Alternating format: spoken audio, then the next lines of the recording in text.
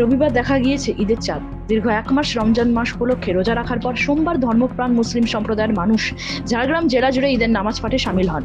সোমবার ঝাড়গ্রাম শহরের তালতলা ঈদগাহ ময়দান এবং সাকরাইয়ের কুলটিকড়ি নূর জামে মসজিদ এলাকায় পবিত্র ঈদের বিশেষ নামাজ পাঠের আয়োজন করা হয়।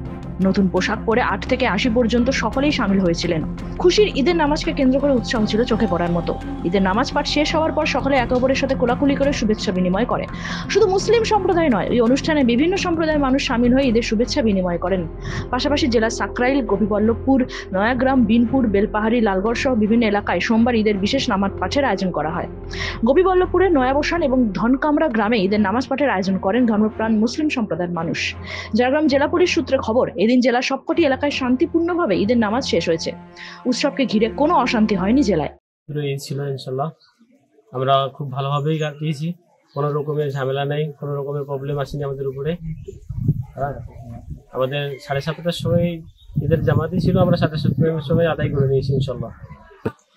আমরা তো আল্লাহর হুকুম আছে, আমাদেরকে আদায় করতে হবে। প্রস্তুতি 1 মাস আগে থেকে আমরা নিই। রমজান মাসে পুরো রোজা রাখতে হয় আমাদেরকে, তারপরে ঈদের একটা খুশি আমাদের মধ্যে আসে। সেগুলো আমরা আদায় করি আর কি ইনশাল্লাহ। ঝাড়গ্রাম থেকে নিজস্ব প্রতিনিধির রিপোর্ট, এনএম নিউজ। আরও খবরের আপডেট পেতে সাবস্ক্রাইব করুন আমাদের ইউটিউব চ্যানেলটি আর বেল আইকনে ক্লিক করুন নোটিফিকেশনস পেতে।